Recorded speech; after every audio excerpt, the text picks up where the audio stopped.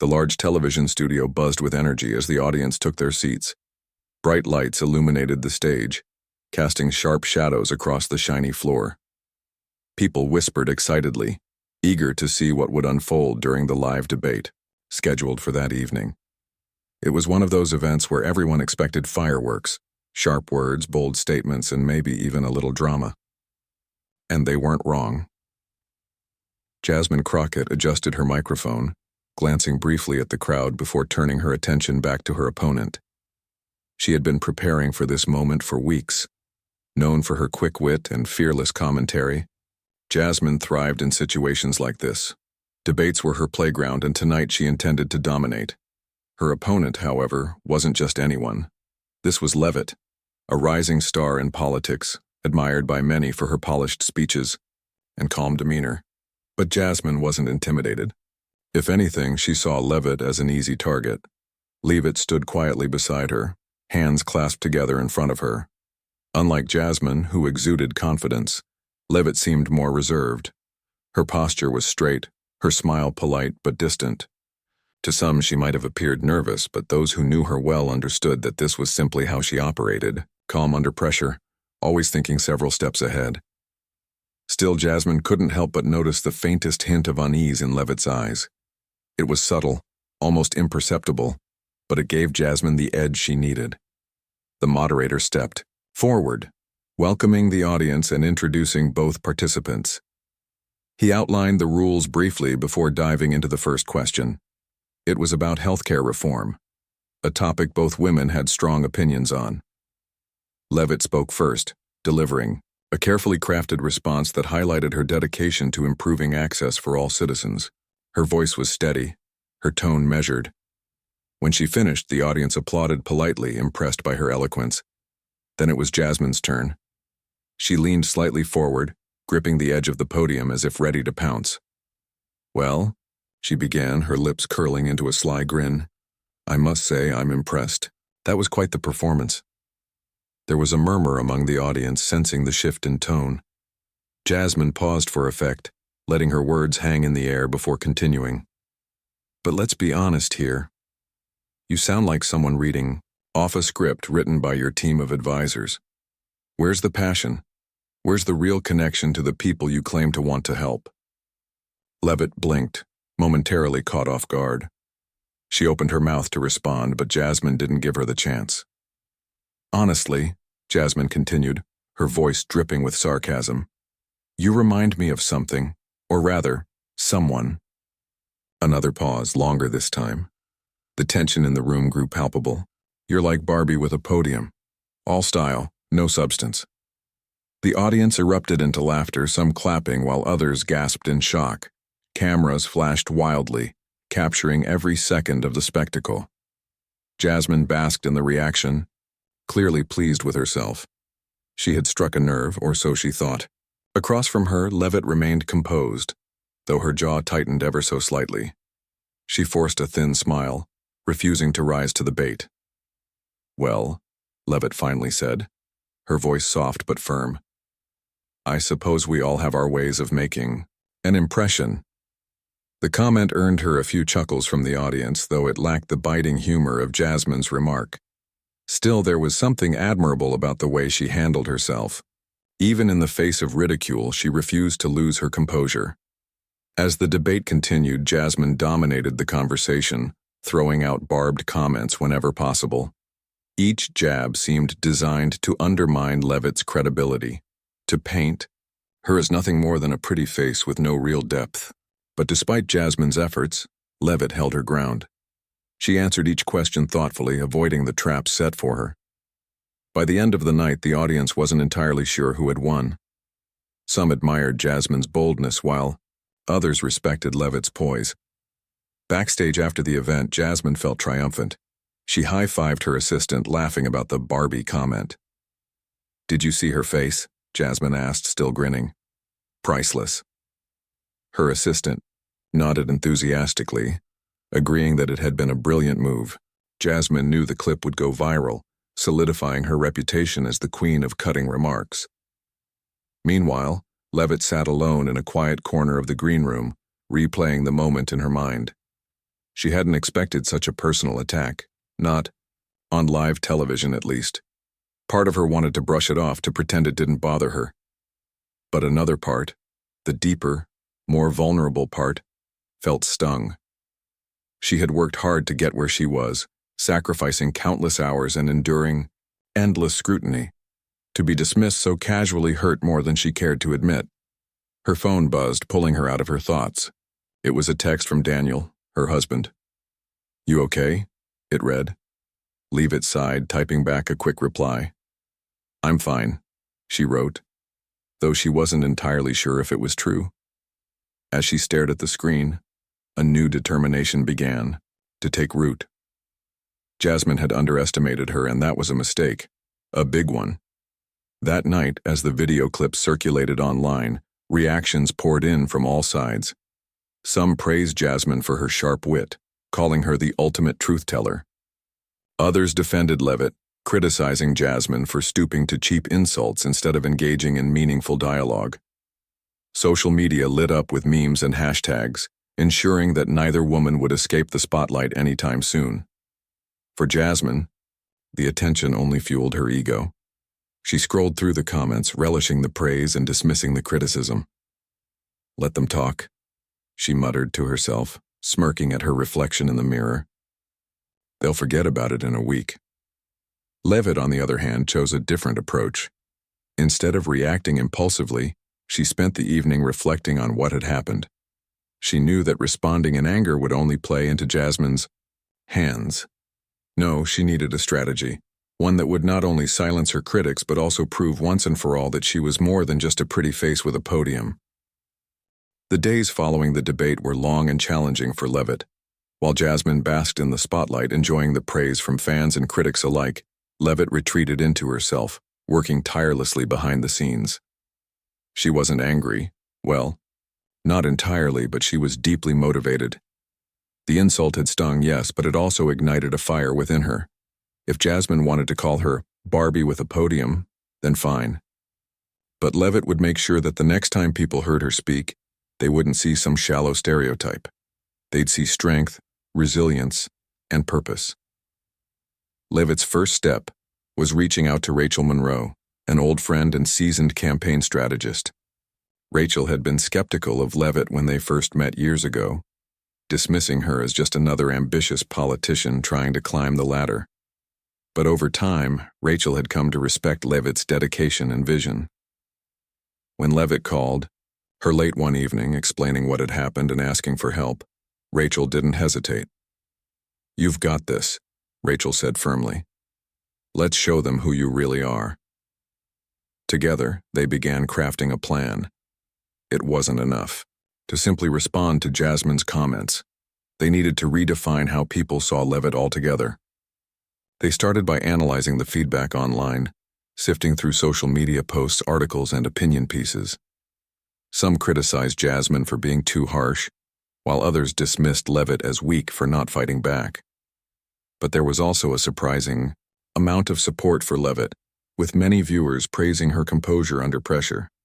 That gave them hope and a direction to pursue. Rachel suggested focusing on authenticity. "People don't trust politicians anymore," she explained during one of their late-night brainstorming sessions. "They're tired of rehearsed lines and empty promises. If we can show the real you, the person behind the podium, we'll win them over." Leavitt nodded thoughtfully, absorbing the advice. She knew Rachel was right. For too long she had played it safe, sticking to scripts and avoiding anything too personal. This was her chance to change that. Over the next few weeks, Leavitt threw herself into the work. She spent hours talking to Rachel about her values, her struggles, and her dreams for the future.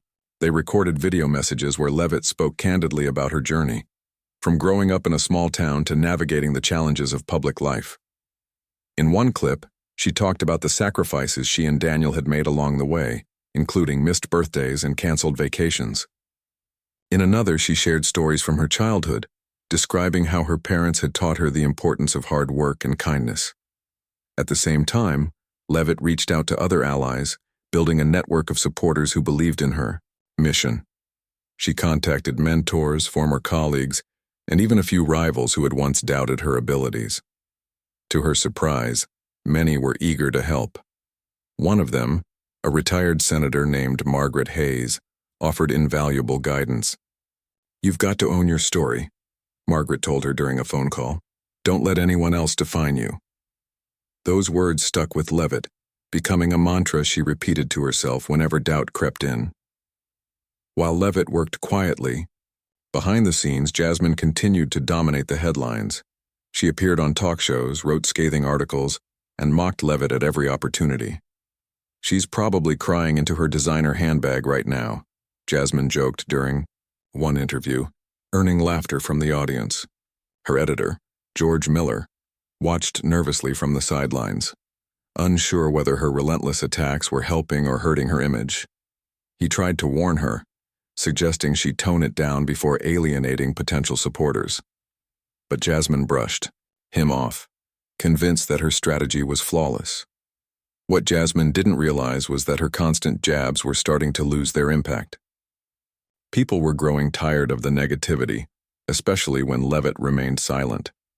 Instead of engaging in petty arguments, Leavitt focused on spreading positivity. She visited community centers, schools, and local businesses, listening to people's concerns and offering solutions. Everywhere she went, she emphasized collaboration and empathy, traits that resonated deeply with those who felt ignored by traditional politicians. One particularly memorable moment came during a visit to a struggling neighborhood. A young girl approached Leavitt, shyly handing her a drawing of a woman standing tall on a stage. "That's you," the girl whispered. Leavitt knelt down, touched by the gesture. "Thank you," she said softly. "You know, I used to be scared of speaking up too. But sometimes you have to take a chance and believe in yourself." The encounter was captured on camera and quickly went viral, further boosting Leavitt's image as someone genuine and relatable as he. The weeks turned into months. The tide began to shift. Social media feeds that had once been flooded with memes mocking Leavitt now featured heartfelt testimonials from people who admired her perseverance. Even some of Jasmine's harshest critics started questioning her tactics, accusing her of relying on insults rather than addressing real issues. For the first time, Jasmine found herself on the defensive, scrambling to regain control of the narrative. But Leavitt wasn't done yet. She knew that the real test would come when she stepped back into the public eye. Until then, she stayed patient, trusting the process and the team around her. Every morning she woke up early, reviewed the latest updates, and prepared for whatever lay ahead. Daniel often found her sitting at the kitchen table sipping coffee and reviewing notes. "You're going to be amazing," he assured her one morning, placing a reassuring hand on her shoulder. Leavitt smiled faintly, though her mind was already racing with possibilities. By the end of the preparation phase, Leavitt felt ready. She had built a solid foundation, surrounded herself with trusted advisors, and honed her message. More importantly, she had rediscovered her confidence, not the kind that came from tearing others down, but the kind that stemmed from knowing who she was and what she stood for. As she stood in front of the mirror one evening practicing her upcoming speech, she caught a glimpse of something in her reflection: determination. She wasn't just fighting back against Jasmine, she was fighting for something bigger, for herself, for her values, and for everyone who had ever been underestimated. And so, with a deep breath and a renewed sense of purpose, Leavitt prepared to step back onto the stage. Whatever happened next, she knew one thing for certain: the world was about to see a side of her they hadn't seen before. The night of the charity gala arrived, and the city's elite gathered under one roof to support a cause close to many hearts. The ballroom sparkled with chandeliers casting golden light over tables adorned with fine china and floral centerpieces. Guests mingled, their laughter blending with the soft strains of classical music played by a live orchestra. It was the perfect setting for high society, but tonight, all eyes were on Leavitt. She had been invited to deliver the keynote speech, an honor that came with its own set of expectations. Many wondered if she would address Jasmine's infamous insult from weeks earlier. Would she retaliate? Would she rise above it? Speculation buzzed like static in the air as attendees took their seats, eager to hear what she had to say. Leavitt stood backstage, adjusting her earrings and taking slow, steady breaths. Daniel stood beside her, offering quiet encouragement. "You've got this," he whispered, squeezing her hand. Leavitt nodded, feeling a mix of nerves and excitement.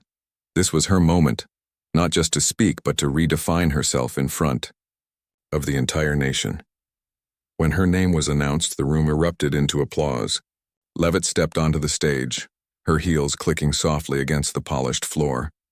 As she approached the podium, the crowd quieted, hanging on her every move. She smiled warmly, her gaze sweeping across the sea of faces before her. For a brief moment, she paused, letting the anticipation build. Then she began. "Good evening," she said, her voice clear and confident. "Thank you all for being here tonight to support such an important cause." The audience responded with polite applause, but Leavitt didn't wait long before diving into the heart of her message. "We're here because we believe in something bigger than ourselves, something that unites us despite our differences." Her words flowed effortlessly, painting a picture of hope and resilience. She spoke about the challenges facing communities across the country, emphasizing the need for compassion and collaboration. Her tone was sincere, her delivery natural. People leaned forward in their chairs, drawn in by her authenticity. But then, halfway through her speech, she did something unexpected. "Yes," she said, pausing for effect. "I know some of you may be wondering why I'm standing here tonight after everything that's happened recently." Murmurs rippled through the crowd as people exchanged knowing glances. Leavitt let the tension linger for a beat before continuing. "For those who don't know, I was called Barbie with a podium not too long ago. And honestly," she tilted her head slightly, a wry smile playing on her lips, "if that's what it takes to make a difference, then I'll wear pink heels and still change the world." The room exploded into applause. Some people laughed, others cheered, and a few wiped away tears. Cameras flashed wildly, capturing the moment as it unfolded. Leavitt's clever response turned the insult on its head, transforming it into a rallying cry. In that instant, she wasn't just a politician or a public figure. She was a symbol of perseverance and grace. As the applause died down, Leavitt continued, her voice growing more passionate. "Labels don't define us. What defines us is how we respond when life throws challenges our way. We can choose to shrink back, or we can choose to stand tall. Tonight, I want to remind each of you that no matter what anyone says about you, your worth isn't determined by their words. Your worth comes from the impact you make and the lives you touch." Her speech went viral almost immediately. Clips of her remarks spread across social media platforms, accompanied by hashtags like "Pink Heels and Podiums" and "Stand Tall with Leavitt." Millions watched, sharing her message and praising her poise. Even those who hadn't paid much attention to her before found themselves inspired by her words. For the first time, Leavitt wasn't just seen as a politician, she was seen as a leader. Meanwhile, Jasmine sat at home, scrolling through her phone in disbelief. Her jaw tightened as she watched video after video of Leavitt's triumphant speech. How had this happened? She had expected Leavitt to crumble under the pressure, not turn the situation into a national movement. Frustrated, she tossed her phone onto the couch and paced the room, trying to figure out her next move. Her assistant, Sarah, knocked lightly on the door before stepping inside. "We've got a problem," Sarah said cautiously, holding up her tablet to show Jasmine the latest headlines. "People are eating this up. They're calling her relatable, authentic, everything we're not." Jasmine snatched the tablet, scanning the articles with growing irritation. "This isn't over," she muttered, tossing the device onto the coffee table. "She thinks she's won? Fine. Let her have her little victory lap. But mark my words, this isn't the end." Despite her bravado, Jasmine couldn't ignore the sinking feeling in her gut. For the first time, she realized she might have underestimated Leavitt. The woman she had dismissed as nothing more than a pretty face was proving to be far more formidable than she'd anticipated. And worse, the public was starting to turn against her. Back at the gala, Leavitt wrapped up her speech to thunderous applause. As she left the stage, strangers approached her, thanking her for her words and sharing their own stories of overcoming adversity. One man told her how her speech reminded him of his late wife, who had always encouraged him to keep going no matter what. Another woman hugged her tightly, saying, "You gave me hope tonight." Each interaction reinforced what Leavitt already knew. She was making a difference. Rachel Monroe joined her later, beaming with pride. "You did it," Rachel said, giving her a quick hug. "That was incredible." Leavitt smiled, though she remained humble. "It's not about me," she replied. "It's about showing people that they matter, that their voices matter."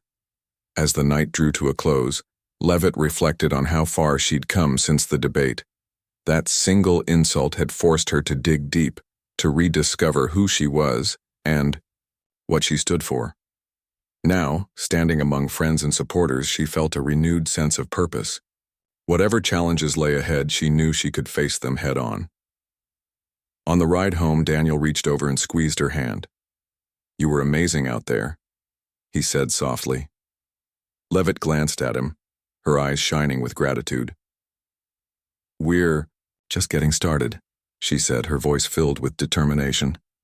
And for the first time in weeks, she truly believed it. The fallout from Leavitt's speech at the charity gala was swift and dramatic. What had started as a single moment of triumph quickly grew into a national conversation that no one could ignore, not even Jasmine Crockett. Overnight, the narrative shifted. Where once people saw Leavitt as a polished but distant politician, they now viewed her as relatable, resilient, and refreshingly real. Her ability to turn an insult into inspiration struck a chord with millions, sparking debates about authenticity, resilience, and the power of words. Jasmine, however, found herself on the defensive. The same sharp tongue that had earned her praise in the past now worked against her. Critics began dissecting her comments, accusing her of relying on cheap shots rather than engaging in meaningful dialogue. Social media feeds that had once celebrated her wit were now flooded with backlash.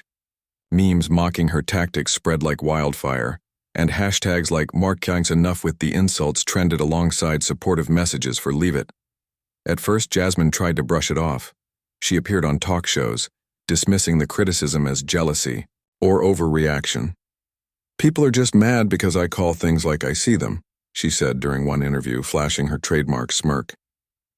But her usual bravado didn't land the way it used to.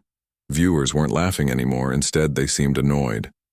Even her loyal followers started questioning whether her approach was doing more harm than good. Her editor, George Miller, noticed the change too.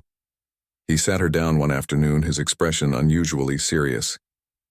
"Listen, Jasmine," he began, leaning forward across his desk.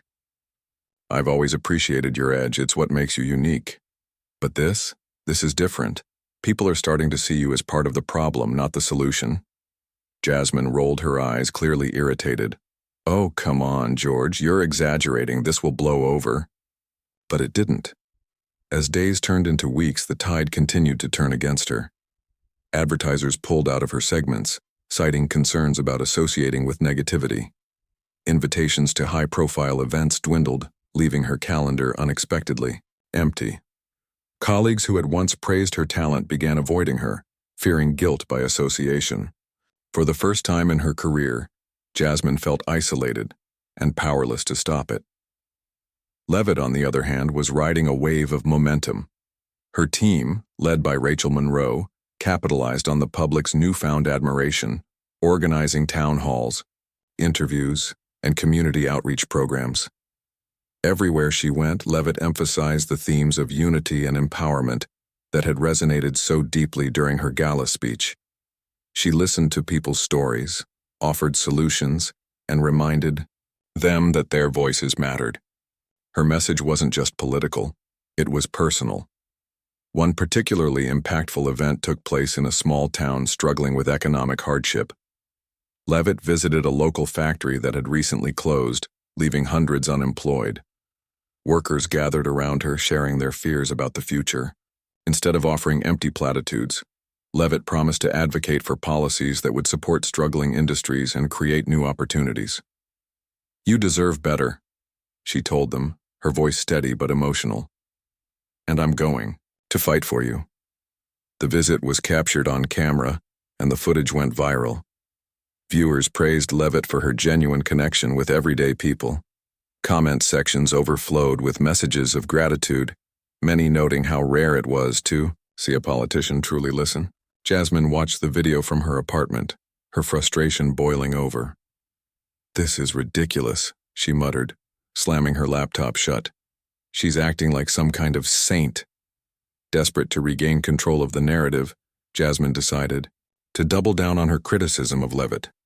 She wrote a scathing article titled, "Leavitt's Act, Smoke and Mirrors or Real Change?"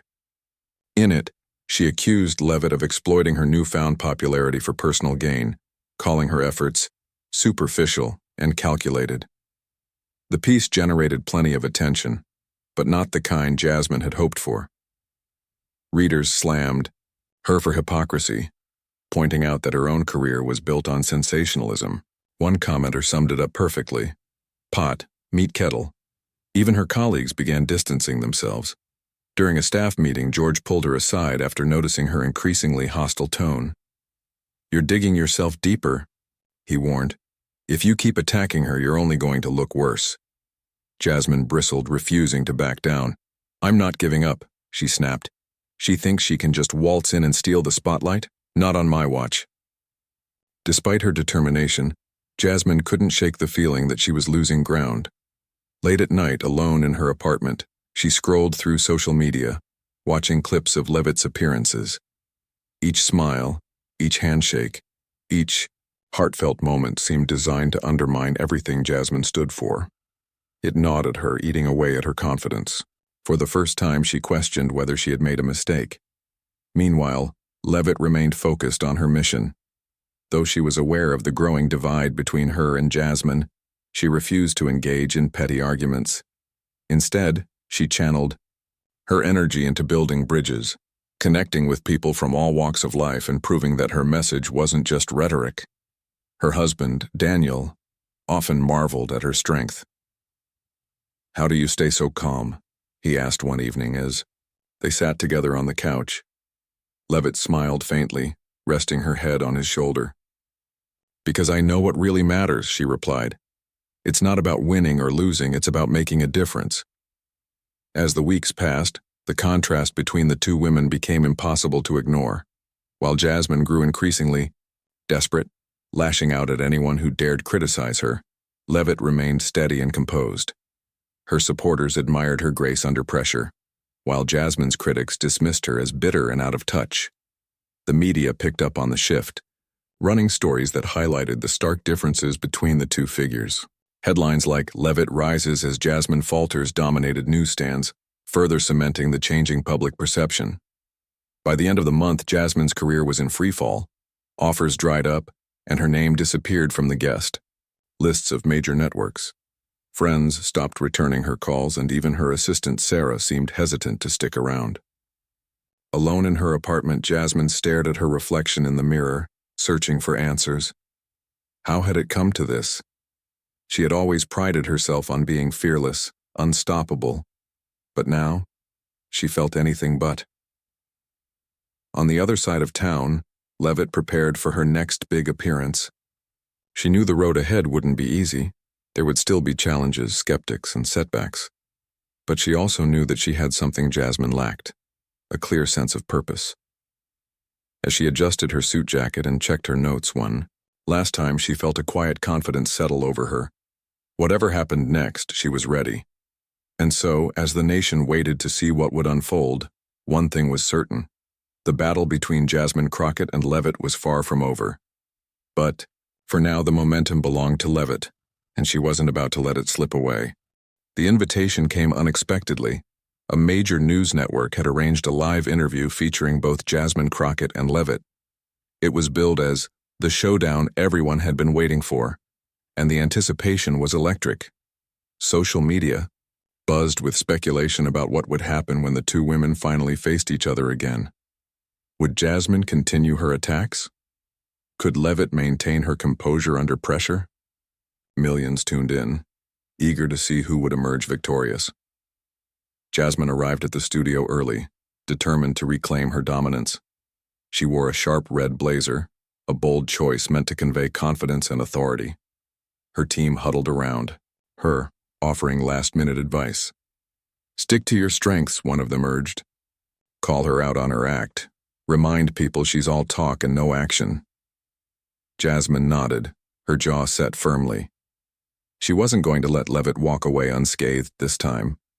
Leavitt, on the other hand, arrived quietly, dressed in a simple, yet elegant navy blue suit. She greeted the crew with a warm smile, shaking hands and exchanging pleasantries.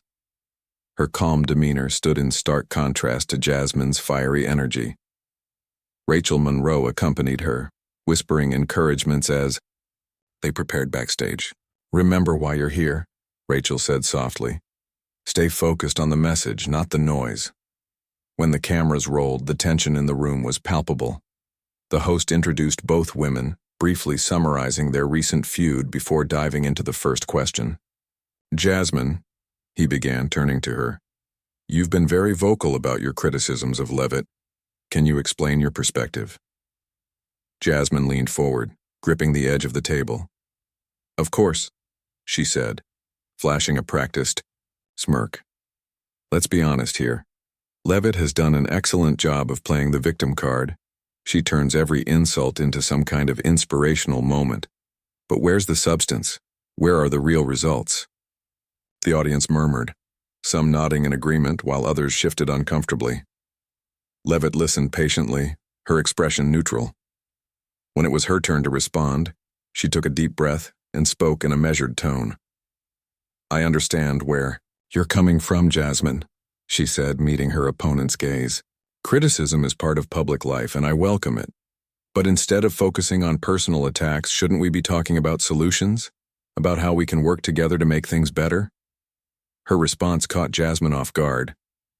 She hadn't expected Leavitt to take such a conciliatory approach. Flustered, she fired back, "Oh, please. You're dodging the question. I'm calling you out for what you are, a master manipulator. You use charm and slogans to distract people from the fact that you haven't actually accomplished anything." The accusation hung in the air, heavy and biting.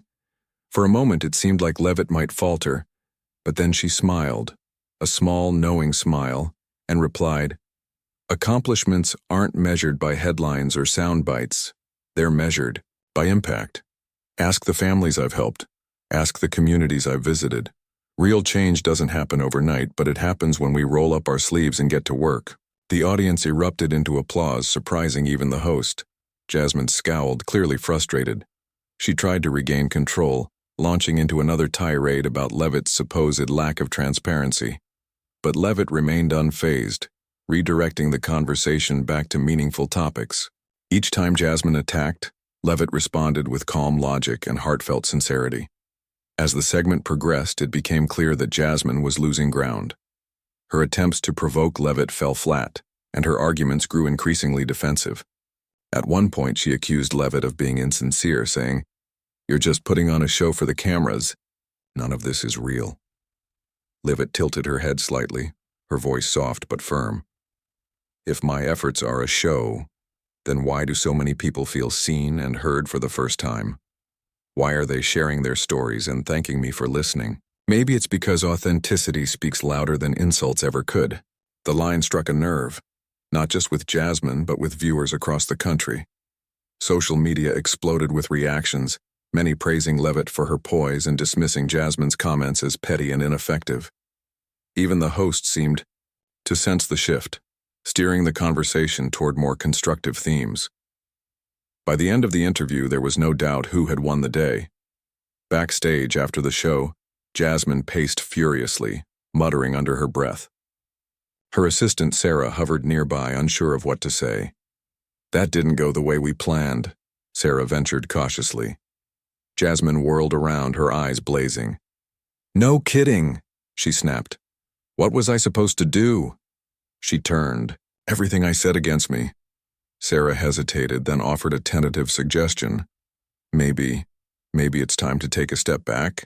Let things cool down before you say something you'll regret?" Jasmine glared at her but didn't respond. Instead, she grabbed her phone and scrolled through social media, her frustration mounting with every post mocking her performance. For the first time, she felt truly defeated. Meanwhile, Leavitt gathered with her team in a quiet corner of the green room.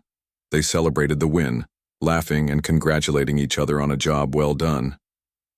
But Leavitt remained grounded, reminding everyone that the work wasn't over. "This isn't about winning or losing," she said, her voice steady. "It's about showing people that we can rise above negativity and focus on what really matters." Rachel nodded, adding, "And you did exactly that tonight. You showed grace under fire and people noticed." Leavitt smiled faintly, though her mind was already moving forward. She knew the road ahead wouldn't always be smooth, but she felt confident in her ability to navigate it. Later that evening, as she sat in her car heading home, Leavitt reflected on the journey that had brought her here. From the moment Jasmine had called her Barbie with a podium, she had been forced to dig deep and rediscover who she was. That single insult had pushed her to become stronger, more authentic, and more resilient than ever before. And now, standing on the other side of the storm, she realized something important. She wasn't fighting for herself anymore. She was fighting for everyone who had ever been underestimated or dismissed. At home, Daniel greeted her with a hug, sensing the weight of the day. "How are you feeling?" he asked gently. Leavitt sighed, leaning into his embrace. "Tired," she admitted, "but also hopeful." "We're making progress, Daniel. Real progress." He kissed the top of her head, smiling. "And you're leading the way. I couldn't be prouder." As the night drew to a close, Leavitt allowed herself a rare moment of peace. She knew the battle wasn't over. There would always be critics, doubters, and obstacles to overcome. But for now, she felt a quiet sense of triumph. She had proven that resilience and authenticity could cut through even the loudest noise. And as she drifted off to sleep, she dreamed of the brighter future she was helping to build. One step, one speech, one connection at a time. In the weeks following the televised showdown, the nation seemed to collectively exhale. The drama between Jasmine Crockett and Leavitt had captivated audiences for months, but now, it felt like the tide had finally turned. For Jasmine, the aftermath was brutal. Once a household name known for her sharp wit, she found herself increasingly sidelined. Invitations to speak dwindled, and networks quietly removed her segments from their schedules. Even her loyal followers began to question whether her approach was outdated or simply too divisive. Jasmine tried to fight back, writing fiery articles and appearing on lesser-known platforms to defend herself. But her efforts only deepened the divide. Critics accused her of doubling down on negativity instead of addressing real issues. Some called her tone exhausting, while others labeled her tactics as self-serving. By the end of the month, Jasmine's career was in shambles. Friends stopped reaching out, colleagues avoided her, and even her assistant Sarah resigned, citing burnout and frustration. Alone in her apartment, Jasmine stared at the ceiling late at night, replaying every decision that had led her here. She refused to apologize, clinging to the belief that she had done nothing wrong, but deep down, doubt crept in. Leavitt, on the other hand, continued to rise. Her message of unity and resilience resonated deeply with people across the country. Town halls filled to capacity, schools invited her to speak, and local businesses sought her advice. Everywhere she went, she emphasized collaboration over conflict, reminding people that progress required patience and perseverance. Her team worked tirelessly to keep up with the growing demand, organizing events and managing media requests. Yet despite the whirlwind of activity, Leavitt remained grounded, never losing sight of why she had started this journey in the first place. One afternoon, Rachel Monroe sat down with Leavitt in her office, reviewing recent numbers and feedback. "You're unstoppable," Rachel said with a grin, sliding a report across the desk. "Approval ratings are through the roof and donations have tripled since the gala speech." Leavitt smiled faintly, though her focus was elsewhere. "It's not about the numbers," she replied. "It's about making sure we deliver on our promises. People trusted us, they deserve results." Rachel nodded, understanding the weight of responsibility Leavitt carried. "And you're delivering," she added. "But don't forget to take care of yourself too. This kind of pressure can wear anyone down." Leavitt chuckled softly, acknowledging the truth in Rachel's words. It wasn't easy balancing public expectations with personal well-being, but she knew she couldn't afford to falter, not now. As the months passed, Leavitt's influence expanded beyond politics. She became a symbol of empowerment, inspiring countless individuals to embrace their own strength and authenticity. Social media lit up with stories of people overcoming adversity, often crediting Leavitt's speeches and actions as catalysts for change. Hashtags like #Stand Tall with Leavitt and authentic leadership trended regularly, creating a movement that transcended party lines and ideologies. Even those who had initially doubted her came around, recognizing the sincerity behind her mission. One particularly touching moment occurred during a visit to a youth center in a struggling neighborhood. A teenage girl approached Leavitt after her talk, tears streaming down her face. "I just wanted to say thank you," the girl whispered, clutching a notebook filled with sketches and poems. "Your words made me feel like I'm not alone." Leavitt knelt down, placing a gentle hand on the girl's shoulder. "You're stronger than you think," she said softly. "Don't ever let anyone tell you otherwise." The encounter stayed, with Leavitt long after she left the center. Back home, she shared the story with Daniel, who listened intently, his pride evident. "You're changing lives," he said, wrapping an arm around her. Leavitt shook her head modestly. "No, I'm just giving people permission to believe in themselves. That's all any of us can do." Despite her success, Leavitt faced challenges. Not everyone supported her vision, and some critics dismissed her efforts as overly idealistic. Others accused her of seeking attention or using her platform for personal gain. But Leavitt chose to ignore the noise, focusing instead on the people who mattered most, the ones she had promised to serve. Each setback only strengthened her resolve, reminding her that true leadership wasn't about avoiding criticism. It was about staying true to your values no matter what. Late one evening, Leavitt stepped onto the balcony of her apartment, the city lights twinkling below. The air was cool, carrying with it the faint hum of urban life. She leaned against the railing, gazing out at the horizon. The sky glowed with streaks of orange and purple, a reminder of both endings and beginnings. For a moment, she allowed herself to reflect on everything that had happened, the insults, the doubts, the victories, and how far she had come. Daniel joined her shortly afterward, handing her a cup of tea. "Thinking about the future?" he asked, his voice light but knowing. Leavitt nodded, taking a sip before responding. "Yeah, there's still so much work to do. But I feel ready, like we've only scratched the surface." Daniel smiled, leaning beside her. "That's because you have. And whatever comes next, you'll handle it, just like you always do." Leavitt returned his smile, feeling a renewed sense of purpose. She knew the road ahead wouldn't be easy. Politics was unpredictable, and challenges would inevitably arise. But she also knew that she wasn't alone. She had a team of dedicated supporters, a loving husband by her side, and millions of people counting on her to lead with integrity and compassion. As the days turned into weeks, Leavitt threw herself into her work with renewed energy. She launched initiatives aimed at improving education, healthcare, and economic opportunities for underserved communities. She partnered with organizations to amplify marginalized voices, ensuring that everyone had a seat at the table. Her efforts weren't perfect. There were missteps and moments of doubt, but she embraced them as part of the process, learning and adapting along the way. Meanwhile, Jasmine faded further into obscurity. Though she occasionally resurfaced with scathing op-eds or angry rants on social media, her words carried little weight. The public had moved on, drawn to leaders who inspired rather than divided. Jasmine watched from the sidelines, bitterness gnawing at her.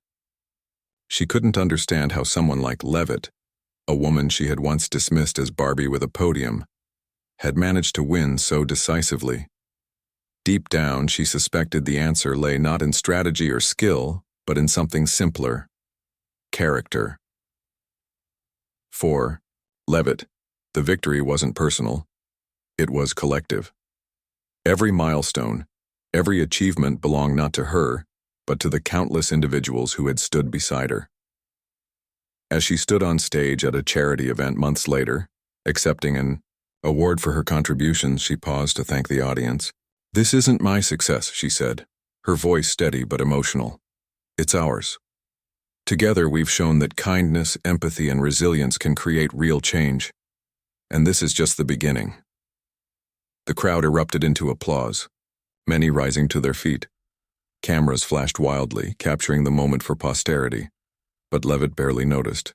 Her focus was on the faces before her, the young, the old, the hopeful, the weary, all united by a shared desire for a better tomorrow. As the ceremony ended and the guests dispersed, Leavitt lingered on the stage, soaking in the quiet. Daniel found her there moments later, his expression soft with admiration. "Ready to go?" he asked. Leavitt nodded, slipping her hand into his. "Yeah, let's see what's next." Together, they walked toward the exit, the city lights casting long shadows behind them. The journey wasn't over. In fact, it was just beginning. But for now, Leavitt felt at peace, confident in the knowledge that she had sparked something bigger than herself. Whatever challenges lay ahead, she was ready to face them head-on, armed with courage, conviction, and an unshakable belief in the power of unity.